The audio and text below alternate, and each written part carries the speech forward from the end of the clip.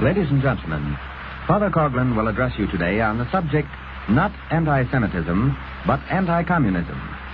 Hundreds of thousands of persons have requested copies of his last two addresses. During the past week, criticism of these addresses have occupied much space in the press. These will be answered today. Hundreds of thousands of persons in this audience will be anxious to have a copy of the address about to be delivered in order to read it carefully and analytically. Copies of these can be had by writing directly to Father Coughlin at Royal Oak, Michigan. Before Father Coughlin comes to the microphone, the Shrine of the Little Flower Choristers, by transcription and conducted by Emil Cote at New York, with Mr. Cyril Guthrell before me at the console of the organ, will sing Schubert's Ave Maria. Approximately 4½ minutes will be occupied with this singing. During these 4½ minutes, each one of you has time to telephone at least one friend or family to listen in to this most important and courageous address. Please go to the telephone and invite some friend to join you in this audience. Schubert's Ave Maria.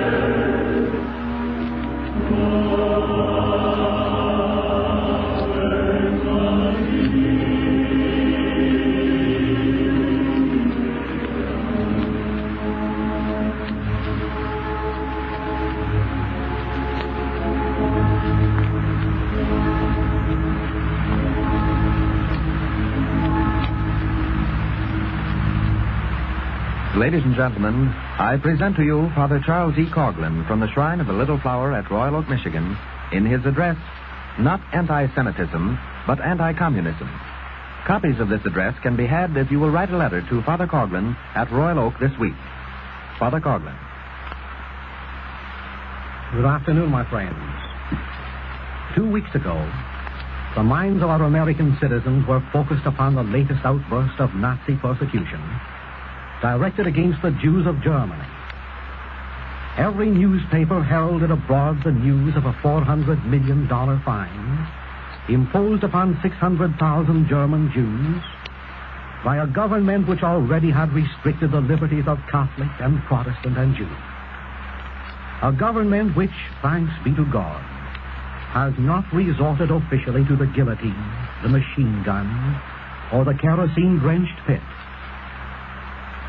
This was the first time our apathetic generation was aroused to the cries of distress which were sounding upon heedless ears since 1917. This magnificent publicity was regarded as a rainbow of hope which filtered through the dark clouds of despair. Recognizing it as such, I seized the opportunity to raise my voice not only in condemnation of this latest manifestation of persecution, but to amalgamate the forces of a sympathetic world against all persecution, be it that of Catholic or Protestant, Jew or Gentile. Surely, thought I, these barbaric outbursts against race or creed must be traceable to some common origin. Surely a chastened world must be willing to sacrifice its selfish, racial, and nationalistic objectives to militate against the common cause of all the afflictions experienced by all our fellow men resident abroad. Without attempting to minimize the atrocities of Nazism, I drew to the attention of this audience the excesses of communism. I insisted that Nazism was only a defense mechanism against communism. To an intelligent audience composed of intelligent Christians and intelligent Jews, I appeal. Let us distill our sympathies not only from the tears of the oppressed Jews, but also from the lifeblood of 20 million Christians. That was my prayer. Let us attack communism and destroy it from the face of the earth. If we are scientific in our approach to the whole problem of persecution, for causes must be removed before effects can be destroyed. That was my counsel. For having made this appeal, for having suggested this counsel, for having pointed out that atheistic Jews were too prominent in furthering the cause of Lenin and Trotsky with its religion of atheism, its patriotism of internationalism, and its security of confiscation, I was most unexpectedly assailed by those who characterized my address as a defense of Nazism and as an expression of anti-Semitism. Of these misunderstandings I tried to dispose last Sunday when I produced the previous Sunday's broadcast by transcription. Unfortunately, those who seemingly reject both my pleas and my counsels, and whose official, organized silence towards communism manifests a most alarming situation, unfortunately, they have not seen fit to meet my challenge of distilling their sympathy both from the tears of Jews and the blood of Christians. Instead, they have intentionally dodged the issue by endeavoring to confuse the public mind, particularly through the use of managed editorials and mismanaged interviews. For emphasis, let me repeat that the controlled press has failed to face the issue which I presented. Would not a dispassionate judge be inclined then to conclude that the effort on the part of my critics to assail my person and scoff at my presentation of facts would he not conclude that this is related to their desire to protect communism? My friends, there would be no warrant for my continuing to occupy your attention with further argumentation on this subject had the press inaugurated an honest effort to arouse sympathy against the atrocities of communism as well as against the injustices of Nazism. But the press has failed. Therefore, in loyalty to my fellow Christians, I in turn am challenged to pursue my course. Permit me first to restate the underlying principle which is associated with persecution.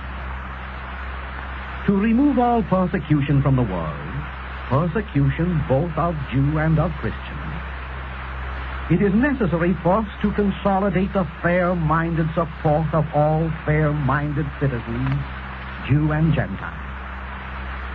To organize successfully public opinion against not only Nazism, which no sensible American Christian can logically support, but also against communism, which no religious Jew can honestly sustain, we must have as our objective social justice for all. Social justice whose principles are founded upon the teachings of Jesus Christ. Since then, there is a weapon which my adversaries choose. I am constrained to continue my battle. I must lift up the shield of defense against false assertions. I must use the sword of factual truth to oppose them, lest my silence be interpreted as surrender, and lest such a surrender be regarded as a victory for the anti-Nazis over those whose battle cry is anti-Nazi and anti-communist and anti-injustice with Christ over all. Therefore, this afternoon, I will pursue my case by considering the arguments presented by my critics last week to sustain their untenable position of silence regarding Christian persecution. My opponents' arguments are classified first in the editorials of certain newspapers, second in the arguments of Alexander Kerensky and Leon Trotsky, third in the publicized statements made by Kuhn-Loeb Company, fourth in the statement attributed to the office of the American Secret Service. As to the newspapers and their adverse editorials of the past week, do you recollect the complaint which I uttered 2 Sundays ago? On that occasion, I expressed the thought that when millions of Christians in Russia, Mexico, and Spain were made targets of the machine gun, little or no publicity was given by the public press to these persecutions, which future generations will regard as the worst atrocities of all time. Then there was a silent press. Then there was a venal press that eulogized those responsible for establishing a policy of recognizing Russia. Then there was a calloused press that belittled the grief of Spain and Mexico. Although many newspapers have not taken a position of hands off the communist question and hands off those whose silence supports it, yet a powerful group of papers practically have adopted that attitude. They gloss over our recognition of Russia. They applaud when congratulations are cabled to the haters of Christ. They vacillate between the Spanish loyalists and rebels. They praise the liberalism of Mexico. And why? You ask me why? Oh, do men gather grapes of thorns or figs of thistles? Or can the fig tree, my brethren, bear grapes, or the vine figs? It is not in a spirit of retaliation that I remind you of these things, for you know that the editorial content of many papers is colored by the logic of the advertising dollar. The advertising dollar which manages editorials. Nor is it in the spirit of revenge that I use the following concrete example to prove the viciousness of an inspired press whose editorials and news articles manifest a serious lack of responsibility and honesty. but in a spirit of truth and of courage to defend truth, I dare to unfold for you the following concrete story of a typical controlled newspaper.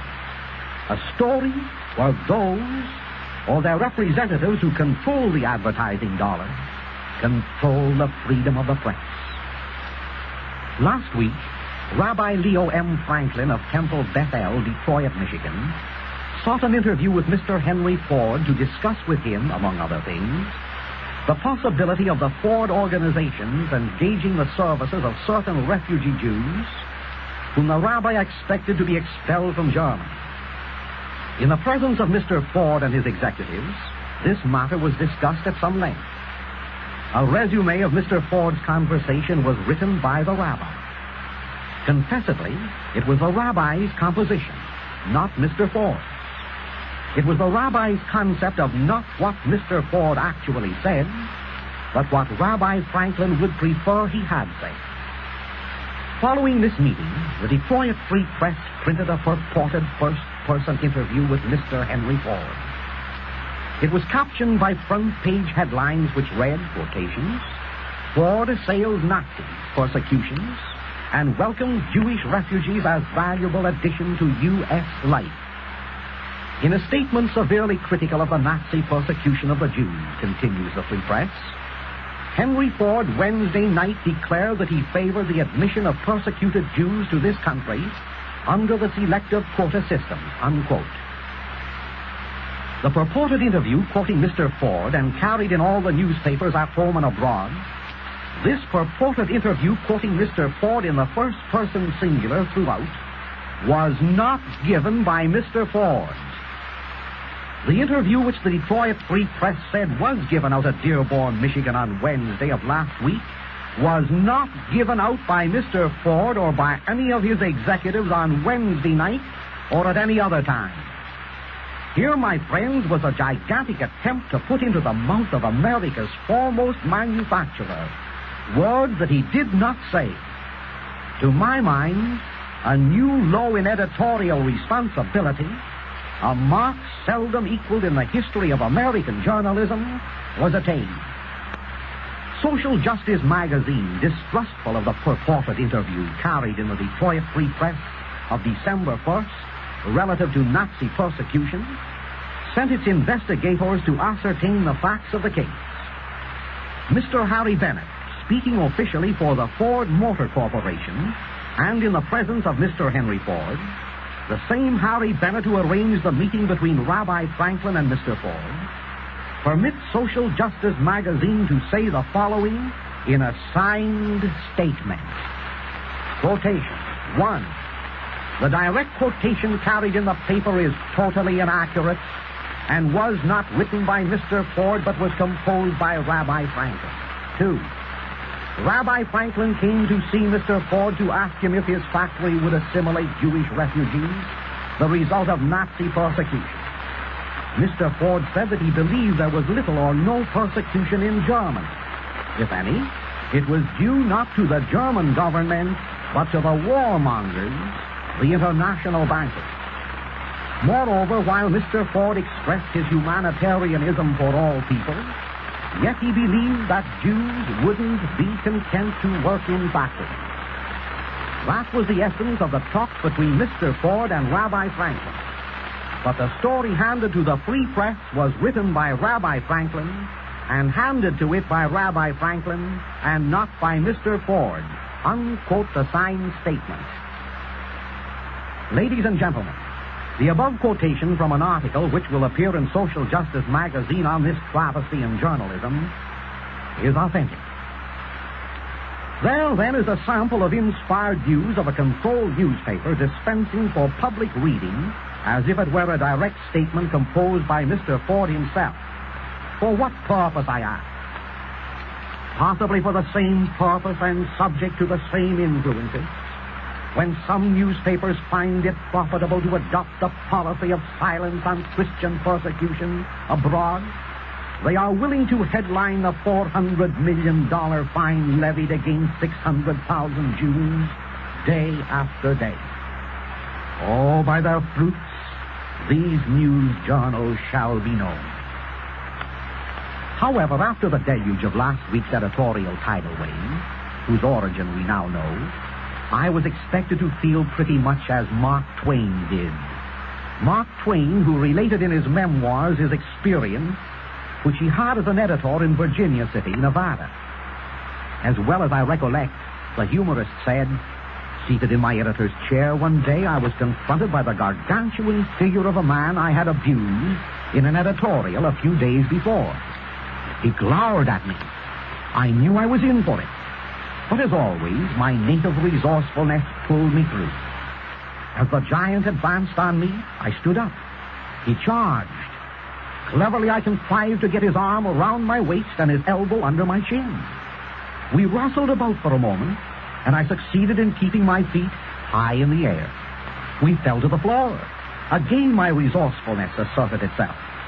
For by a deft movement, I got his knee in my stomach, and his fingers tight about my throat. Then I had him. My friends, next permit me to analyze and refute the statements publicized by Mr. Kerensky and Mr. Trotsky. Alexander Kerensky, one of the chief witnesses whose testimony is supposed to stultify my plea to oppose communism together with Nazism, a witness whose contribution was intended to confuse the public mind, is not well known to the younger generation. Mr. Kerensky was prominent for a period of 7 months in 1917. He was the leader of the first of 3 Russian revolutions. Most men of our generation believed that he had gone to the happy hunting ground of lost causes. Presupposing that the American public had forgotten the 3 Russian revolutions since 1917, presupposing that the public mind entertains the error that there was only 1 Russian revolution since that date, Mr. Kerensky arises from the tomb of the past to remind us that he fathered the revolution, which for shortness of life and insignificance of effect will be classified with the frequent uprisings which come and go with every sunset in Central America. As a matter of record, Mr. Kerensky's revolution came in like a lion in the windy month of March 1917 and left the stage of this troubled world like a lamb in October of that same year. Contrary to common opinion, Mr. Kerensky did not successfully annihilate Tsarism. On the contrary, it was the guns and bayonets of the Trotskyites and Leninites that accomplished that in July 1918. They of the Second Revolution, who succeeded in overthrowing the Kerensky government. The First Revolution was devoid of atheistic Jewish domination, and for that reason, possibly, was a failure. It lasted only 7 months. But the Second Russian Revolution, which, for the sake of clarity, we now refer to as the Trotsky Russian Revolution, this one not only drove Alexander Kerensky as a wanderer over the face of the earth, not only murdered the Tsar and his family in 1918, but inaugurated the mass murder of 20,400,000 Christians.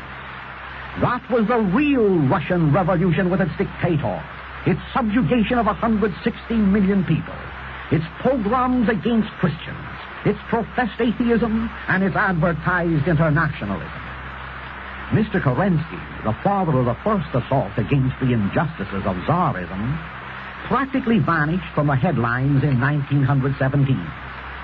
But on this, the occasion of his reappearance, I welcome the opportunity to agree with him heartily that the Jews had only an insignificant part in his failure. I agree with him that after he fled Russia ignominiously with the coming of the Lenins and Trotskys in October 1917, I agree with him wholeheartedly that the Jews who were successful in establishing communism over the stillborn corpse of his socialistic effort, that these were apostate Jews, as he calls them, or atheistic Jews, as I term them. On one important point, I do not agree with the testimony given by this revolutionary, a testimony which was accredited extensive space in all the important news journals of America. This witness said, according to the Detroit News, November 30th, quote, The suggestion is ridiculous that the Jews financed the revolution, unquote. He should have qualified his statement by saying, my revolution.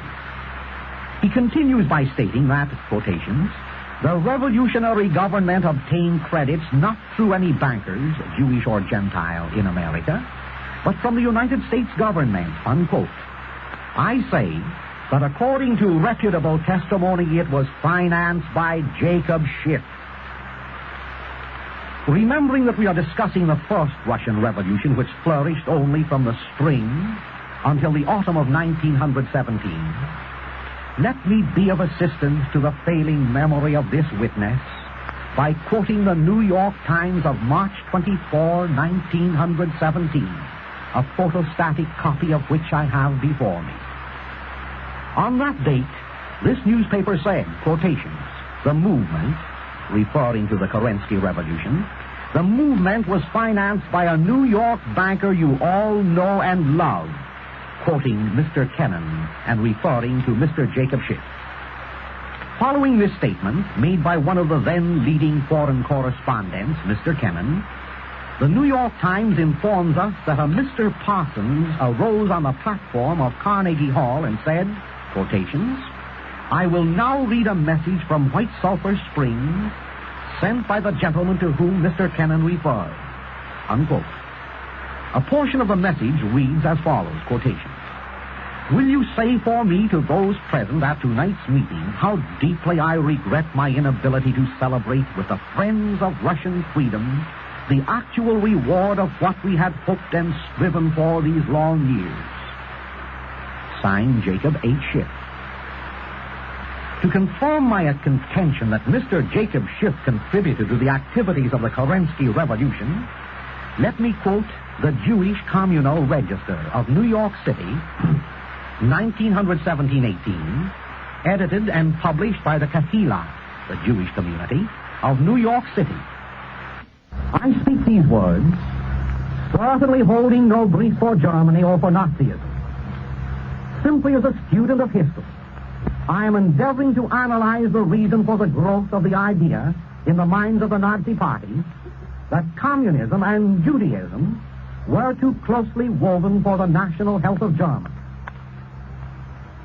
Nor do I speak these words to defend the atheistic international Jews and Gentiles throughout the world who follow the footsteps of Lenin and advocate the principles of Marx. I do ask, however, that an insane world will distinguish between the innocent Jew and the guilty Jew, as much as I would ask the same insane world to distinguish between the innocent Gentile and the guilty Gentile. Believe me, my friends, it is in all charity that I speak these words as I seek to discover the causes that produce the effect known as Nazism. Nazism, which was evolved to act as a defense mechanism against the incursions of communism. Let us not forget the object of this discussion. My purpose is to contribute a worthwhile suggestion to eradicate from this world its mania for persecution. Thus, while we are concerned with destroying the causes which beget persecution from this civilization of ours, let us profit at this occasion when the attention of our country has been called to this international immorality, particularly on the occasion of a $400 million fine being levied against 600,000 Jews. I ask you, should not all good men, Jew and Gentile, Catholic and Protestant, Christian and non-Christian, should not all good men coordinate their forces to restore sanity, peace, and justice to an era which, for its ferocity, its barbarism, and its hatred, has outstripped the Diocletians, the Neros, and the Torquemadas of old? I was thrilled to hear the most intellectual Archbishop of San Francisco remind his compatriots that this universal surge of sympathy whose waters are now about to wash clean the impure emotions of a materialistic America, I was thrilled, and so were you, to hear him state that at long last the press and the radio of this nation are beginning to play their part in arousing a dormant people to the other injustices and persecutions which are besmirching our civilization. The persecutions in Russia, in Mexico, and in Spain. Persecution is an injustice wherever it exists. Today's persecution was born from the loins of yesterday's persecution. Thus, if Nazism, a persecutor of Jew and Catholic and Protestant, if Nazism is a defense mechanism against communism, be assured that communism, another persecutor, was a defense mechanism against the greed of the money changers who persecuted and pilloried the teeming populations of Europe. Permit me to restate that important principle. If Nazism is now memorable for its injustice and its persecution, so was communism. And so was the economic system which made slaves of millions in the midst of plenty, the system which generated communism. Thus, one persecution begets another as one injustice evolves into another. The inevitability of cause and effect will pursue its course to its logical destiny of chaos as one injustice continues to reproduce a worse injustice. It is our concern, therefore, to destroy the cause in order to prevent a succession of disastrous effects. To abolish persecution, let us destroy hatred. To eliminate hatred, let us establish justice. Justice for all without exception. Any other approach to our problem is unscientific. And, may I add, there can be no justice without God. There can be no God without love. Love for him and for our fellow men whom he fashioned according to his image and likeness. Be not mistaken, therefore, in analyzing the cause of Nazism. Trace it courageously to its legitimate lair, to its occasioning cause. Therefore, I say to the good Jews of America, be not indulgent with the irreligious atheistic Jews and Gentiles who promote the cause of persecution in the land of the communists, the same ones who promote the cause of atheism in America. Be not lenient with your high financiers and politicians who assisted at the birth of the only political, social, and economic system in all civilization that adopted atheism as its religion, internationalism as its patriotism, and slavery as its liberty. In our possession, we have a copy of the official white paper issued by the English War Cabinet in 1919. This official paper prints the names of the Jewish bankers Kuhn, Loeb and Company of New York among those who helped to finance the Russian Revolution and communism. Since then, both Jewish and Gentile financiers have been according financial comfort to the Soviet Republic. Perhaps these financial overtures were made in innocence. Perhaps not. Moreover, I have before me a quotation from the periodical named The American Hebrew of September 10, 1920, which says, quotation, "The achievement, the Russian Jewish Revolution, destined to figure in history as the overshadowing result of the World War, was largely the outcome of Jewish thinking, of Jewish discontent, of Jewish effort to reconstruct." Unquote. Let our remarks be couched in the language of charity when referring to that quotation. It was a Jewish effort to reconstruct. But in justice, we expect that results, that truth founded upon fact and experience, now will convince all Jewish leaders worthy of the name to repudiate vigorously atheistic communism, and its followers whence emerges the fanged serpent of persecution. Then and only then can we coordinate our forces to banish hatred and injustice from the nations of the world.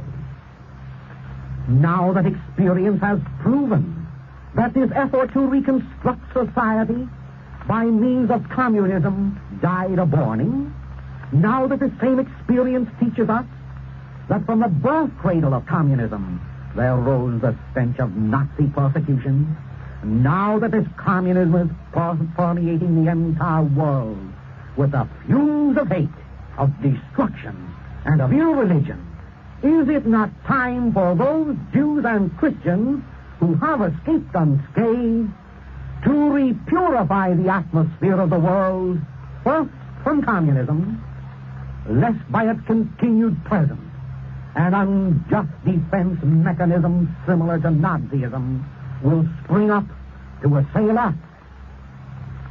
Thus it is my hope that the thousands of erudite, sincere Jews in this nation, together with all informed Christians, will recognize that as long as misguided Jews and Gentiles both, and in such great numbers, continue to propagate the doctrines of anti-God, anti-Christ, anti-patriotism, and anti-property, so long there will always exist some defensive mechanism against communism. Today, it is Nazism in Berlin. Tomorrow, it will be some other ism in New York. But always, it will be characterized by persecution. It would be ignominious for Christians at this hour to cloak themselves in the garments of class silence on the subject of Nazism or communism, the latter from which cesspool there originated Nazism, and it would be ignoble for us to raise our voice in defense of persecution and not to raise our voice to defend the 600,000 Jews of Germany.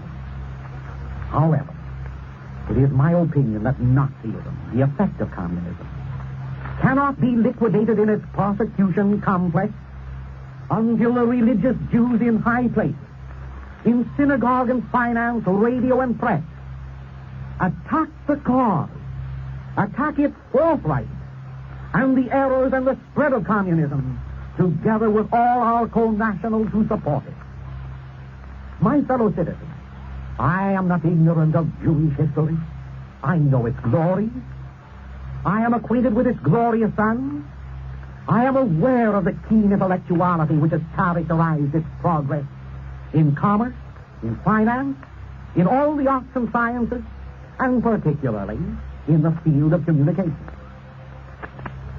But I am also aware that every nation from time immemorial has lifted in its hand the lash of persecution to strike the back of Jewry. From Nineveh to Berlin, from ancient to modern times, a constant moan of suffering has been raised from the weeping wall whose structure now has encompassed the entire world. Portugal and Spain, France and Germany, England and the northern countries, Italy and Russia, all in turn have taken their stand at the pillar of persecution to wield the leaden lash about the shoulders of Jews. For what reason, I need not detail at this moment.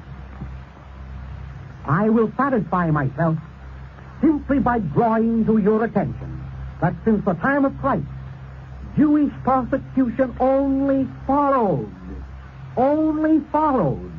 after Christians were first persecuted either by exploiters within their own ranks, as in the Middle Ages, or by the enemies from without, as in our own day. Many historians, in fact a vast majority of them, maintain that the Jews were persecuted because of their social philosophy. And parallel with their persecution has been the persecution of Christians, not for their social philosophy, as historians point out, but for their religion. Relative to Christian persecution in our day, in this most enlightened day of the 20th century, witness the price that Christians have paid to uphold their religion against those who were anti-religious. to uphold their Christ against those who are anti-Christ, to uphold their patriotism, their nationalism, against those who are unpatriotic and international. Between the years 1917 and 38, more than 20 million Christians were murdered by the communistic government in Russia. Between these same years, not $400 million, but $40 billion at a conservative estimate of Christian property was appropriated by the Lenins and Trotskys, the Zinovieffs and the Kamenets, the Litvinovs and the Lipinskys, by the atheistic Jews and Gentiles both of Russia. Those were the desperate days when Christians were not expelled from their native land. Oh, no, they were targets for the machine gun which beat out its tattoo against human hearts. Incredible days when the altars of Christ were desecrated and the servants of Christ were massacred on ever-multiplying Calvary. Our president recently said, such news from any part of the world, speaking of the persecution of the Jews in Germany, such news would inevitably produce a similar profound reaction among American people in every part of the nation. Alas, the news of Christian persecution came to our shores. Alas, the press and the radio were almost silent. Alas, this present government made friends of these murderers by recognizing their flag. Those were the days when there was silence in the press, days when there was silence on the radio, because opposition to communism was a controversial subject. Turn the pages of history to recent years, when the disciples of the communists, atheists, and internationalists, and anti-Christians obtruded their philosophy into Mexico. Although the Christian world stood aghast, while hundreds of millions of dollars of property, including ecclesiastical institutions, were confiscated, there was no condemnation officially uttered against the Cardenas. There was no recall of the ambassador Josephus Daniels. There was no national protest on that occasion, and there was no invitation extended to the persecuted Christians of Mexico to seek refuge in our land. Almost contemporaneous with this Mexican madness, directed and operated by the commissars of the Kremlin, the world began to hear the story of a disconsolate Spain. Spain that has become the battleground of communism versus Christianity. What is the record of that unfortunate country? 700,000 men have fallen in battle. 300,000 of the noblest non-combatants, men and women and children, have been butchered because of their religion. The press of America succeeded in the meantime in muzzling the truth about these horrors. No symposium of radio protest was organized to decry the Christian lifeblood spilled upon the pavements of Barcelona. Barcelona, with its population of over 1 million persons, where at this moment there is left open only one small, semi-official chapel. Nor was Clabowles, our Spanish ambassador, called back to Washington to tell his story, the most ghastly story in all the pages of civilized or uncivilized history. Nor did our State Department forbid the 3,200 members of the Abraham Lincoln Brigade, recruited from the Jewish and Gentile communist youth, from participating in once more dragging Christ down from his cross and slaughtering his innocent followers. And most recently, why, then, I ask, was there this silence on the radio and in the press? Ask the gentlemen who control the three national radio chains. Ask those who dominate the destinies of the financially inspired press.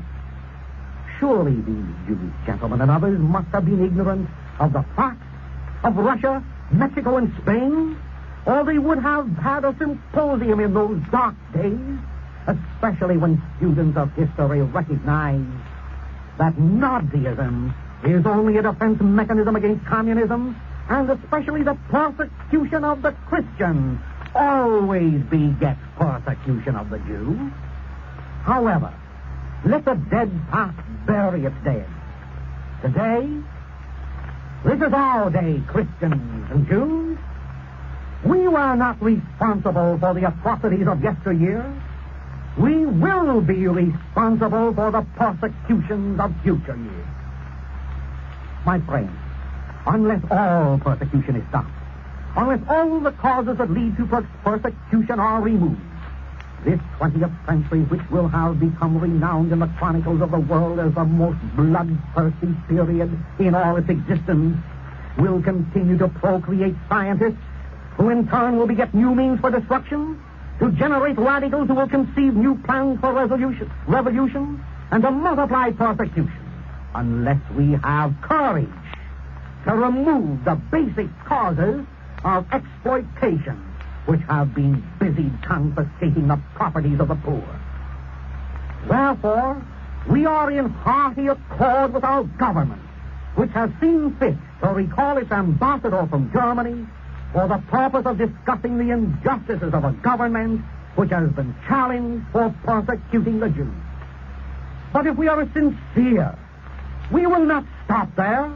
We will recall the ambassadors or ministers from the communist countries, from Mexico City, where a price is still placed on the head of a priest, from Barcelona, in whose suburbs 300 innocent nuns, the breath of life still in their bodies, were drenched with kerosene and burnt alive by official order of the military communists, and from Moscow, where our temples have been turned into museums, and where our Christ has been crucified anew, yes, 20 million times anew. By all means, then, let us have a convention of ambassadors. By all means, let us have courage to compound our sympathy not only from the tears of Jews, but also from the blood of Christians. 600,000 Jews whom no government official in Germany has yet sentenced to death, and 25 million Christians at least whose lives have been snuffed out, whose property has been confiscated in its entirety, and whose altars in Christ have been desecrated since 1917 without official protest from America. America that has extended and still extends the right hand of recognition to the murderers themselves. Let us distill this sympathy into a program of peace. Peace the result of order, order the offspring of law, and law the child of justice. Thanks be to God, both the radio and the press at length have become attuned to the wails of sorrow arising from Jewish persecution. May these notes rise in rapid crescendo until a symphony not of hate, but of love, not of protest, but of determination, fills the heart of every human being in America. May every honest Jew, every God-fearing Jew, as well as every honest and God-fearing Christian, find themselves cooperating in this common objective. This address is certainly displeasing to communists. I am reliably informed that they have organized to complain to the radio stations because I have traced Nazism to the lair of communism. But Gentiles must repudiate the excesses of Nazism. Jew and Gentile both must repudiate the existence of communism from which Nazism springs. In conclusion, may we Americans not engage in unreasonable reprisals against any nation. Let charity be the norm of our conduct, and let justice for all be our guiding star. Ladies and gentlemen, that is the end of the transcription which brought you my recorded voice. Speaking to you directly through the microphone, I now address you, the judge and jury. But before the presentation of my case is completed, let me offer rebuttal to the charges issued by Professor Smearstinkle. It is regrettable that I am forced to read into the record a part of a closely guarded, certified document. I trusted that I should be spared doing this in order to avoid personalities. However, since I am forced to defend myself not for myself, but for the cause I uphold, let me introduce into court as my witness the scholarly Professor Dennis Fahey, one of the most outstanding scholars in Ireland, professor of philosophy at Blackrock Seminary, Dublin, He says on page 88 in the mystical body of Christ in the modern world the following quotations. The chief document treating of the financing of the Russian Revolution is the one drawn up by the American Secret Service and transmitted by the French High Commissioner to his government. It was published by the Documentation Catholique of Paris on March 6, 1920, and preceded by the following remarks, namely, the authenticity of this document is guaranteed to us with regard to its exactness and the exactness of the information which it contains. The American Secret Service takes responsibility. Now, in Section 1 of this official report, we read, it was found out that the following persons, as well as the banking house mentioned, were engaged in this work of destruction. Jacob Schiff, Guggenheim, Max Breitun, Coughlin, Loeb and Company, of which the following are the directors. Jacob Schiff, Felix Warburg, Otto Kahn, Mortimer Schiff, S.H. Hanauer, all Jews. There can be no doubt that the Russian Revolution, which broke out a year after the information given above had been received, was launched and fomented by distinctively Jewish influence. On page 90 of this same book, Father Fahey brings out the point in Section 3 of this American Secret Service report that the real name of Lapinski is Lowensohn, and that the 56 out of 59 members of this quasi-cabinet were Jews. Thus, ladies and gentlemen, I submit evidence which cannot be gainsaid easily by Professor Smirtinko, the professional anti-Nazi whose source of information was an expurgated edition of the British White Paper, an edition from which the parts which I quoted to you just now were deleted, as every honest student in history knows. As for the quotation I used last Sunday from the American Hebrew magazine, I still stand by it. Any child can verify it in any well-organized library. My appeal is nearly completed. In review, may I submit that the plaintiffs in the case are my critics. The charges that I have been guilty of un-Americanism, that I've been a supporter of Nazism, that I've been a spreader of anti-Semitism, and that I'm guilty of sadism, what have they with which to substantiate them? All false witnesses once before swore in Pilate's hall. Appreciating that the majority of Americans had not heard last Sunday's discourse, these witnesses held it abroad the charge that I named Stalin and Lenin as Jews. Now you know that I did not make such statements. They scoffed at me for having broadcast that 30 million Christians had been murdered, when your own ears tell you I said 20 million in one place and 25 million for all the world. Before you I stand as the defendant. I rest my case on the internal evidence of the faithful recording of last Sunday's address. I ask you to weigh the evidence carefully. In conclusion, may I refer to the American Jewish Congress recently held in New York last October. Speaking of this group representing the Jews of the United States of America, the New York Times of October 31st has the following excerpt, quotations. The mention of communism threw this convention into an uproar when delegates and visitors attempted to shout down Abraham Levine of St. Louis, a delegate who demanded that a proposed declaration of the convention's principle be amended to include a denunciation of communistic theories. After heated discussion, Mr. Levine withdrew his demand, unquote the Times. There is evidence that Jewry is silent on communism and is reluctant to oppose it. There is the question of so-called anti-Semitism, which is really a question of anti-communism.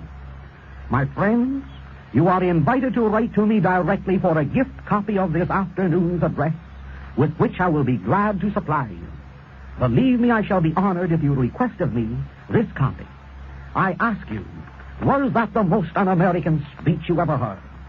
Was it a pack of lies, as one prominent rabbi maintained? Am I a supporter of Nazism, which charge was printed by the Detroit Times? Oh, if it is un-American to bestow sympathy for persecuted Christians, I plead guilty. If I'm an advocate of Nazism when I decry communism, I plead guilty. And if I have no argument to offer you to disprove that I'm a sadist, then I humbly bow before the charge and rest my case before the kindly tribunal of this audience. Ladies and gentlemen, you are the judge and the jury. I am the defendant. Truth crushed to earth shall rise again. You are welcome to write to me directly for a copy of this discourse. You are earnestly requested to write in for copies of this afternoon's presentation.